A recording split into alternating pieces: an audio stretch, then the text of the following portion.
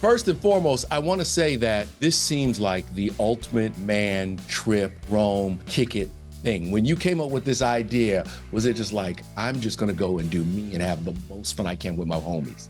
There's a little bit more love and passion in there. I mean, there's a lot of things that it's very revealing because we're pulling back a couple curtains and I'm not hiding behind a character. So it's me. So it's a bit scary. This is me. And like, we don't even edit out the parts we should edit out.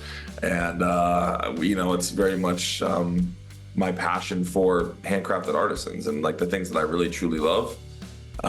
Wanting to honor the people who inspired me and then wanting to make stuff that's really cool for charity so that they can, I think bring all this kind of attention to these artisans and then making something and then auctioning it off. So when people see the show, I'll jump on Instagram and try to get it, going so we can auction off a lot of these cool things and spread some love. I'm glad to hear that you're gonna auction them off because I was like, where are you keeping all this stuff? Like, do you have a warehouse or what are you doing? Are you a hoarder? I was like, he's my guy because I would have all this in my house. If it's cool, it's actually a collector. That's what I heard. It's the difference. Collector, right. Not a hoarder, but a collector. But the truth of it is I'm a hoarder. But no, there's, all my kids' stuff, I'm definitely a hoarder. Where do you keep that stuff though? Do you have a warehouse? I mean, a lot of it's gone. I mean, the things that we're gonna auction off those are gonna go out to other people, so. Being able to see their workshops. This place is beautiful. And you get to be in their world, the world that they created. How did you pick the people? Because you picked out some really cool people and we get to see how much you geek out, even on the photographs, how it's like, this is really your thing.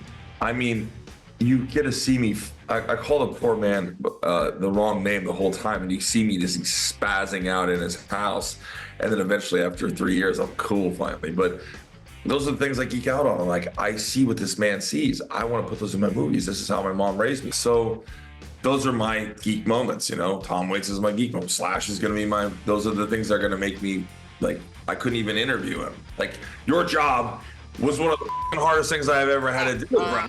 So when you go and meet some of the people that you meet, I'm like, how do I keep my together and also ask the right questions that are gonna be interesting? I'm actually like, holy they gotta know their stuff. Because normally when you guys ask me questions, I'm like, but it's really personal things. I'm asking Slash, my hero, all these questions. I'm like, don't it up, Momoa. That was my first interview, and I'm like, it didn't go well, bro.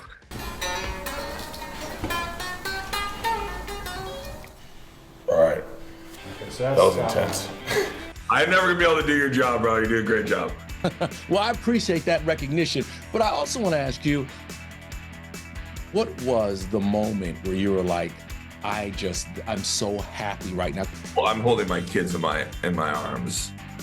We're watching in London. We're watching Slash playing up on stage, and he's using the guitar that we made for him for the show, and I'm just ecstatic. I'm with my babies. We go backstage, and he signs one for me because the rest of them are for the show, right? Mm-hmm. So I have my guitar that I have, and he just signs Lola Wolf on them, and they're arguing about it. But that was like, I brought the guitar there because I didn't actually get one that was signed for me.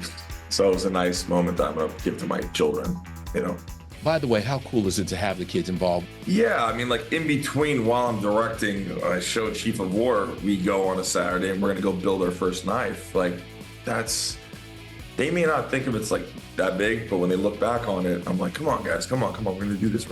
They're cool with it, but like, I'm just watching my babies and I'm such the dad.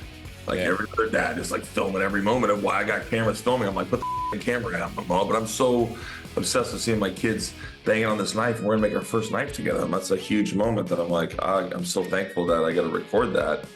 And not that it was important for the rest of the world to see, but it is, because I want the rest of the world to go meet their local blacksmith and on their weekend go make a knife together and learn something or take that class. And I'm hoping it inspires, because the whole human spirit of eye and touch and being able to make these things, and you with those intentions, you're putting in so much love and strength into these, whatever these items are going to be.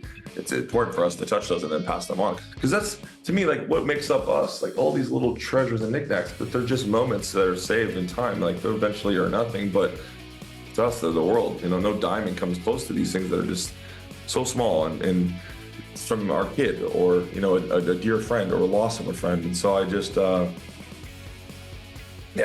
One of the greatest things about being on the road is you get to meet those craftsmen, artists that are your inspiration. How important, though, was it also that you, Jason Momoa, used your power to illuminate these artisans? How important is it to use your power? I just like being able to show, like, this is just who I am and these are the things that I love. And I feel like everyone has this inside of them. I think there's something that we've put aside to deal with life or take care of someone else. And these are the things that keep us curious and make us happy. And it's also learning. We all love learning the things we want to learn. You're Jason Momoa, though. When you roll into a small town in North Carolina, people are like, oh my God, there's damn Jason Momoa. He just got out of the back seat of a car. I'm like that everywhere, bro. I mean, I'm always in these weird places. You're going to find me on the road. It happens all the time. They're like, what the hell are you doing in our hometown? But that's the thing is, like, I used to shoot Carhartt commercials, right? And I love shooting for car or Harley. And you get to shoot these handcrafted artisans, these everyday workers working, and I'm shooting them, and they're nervous around it because they're not used to a camera. But then when I show them how it looks, and they're like, wow. And then we make it into a commercial, and so I love the idea of just being with everyday people and doing my craft, which is filming it, and telling stories, and then showing them. And so I think through doing that for so long, and being curious with all that, I then gotta go like, well, these are the things I really want to do, and hopefully it all, by doing that and creating something and passing on to charity, I'm like, wow, this feels good, and I'm doing what I love to do. That's what life's about, man. Jason, thank you. I was concerned though. I thought all the stuff was going home with you, and I was like, bro, I don't even have a home right now. Okay, right. I'm going down. I live on the road, so I'm down to New Zealand to start Minecraft. So thank you, brother. I hope everyone loves it. Thank you for watching it, and hopefully we'll see you in New Zealand, man. All right. Yeah, absolutely. Cheers. Take care.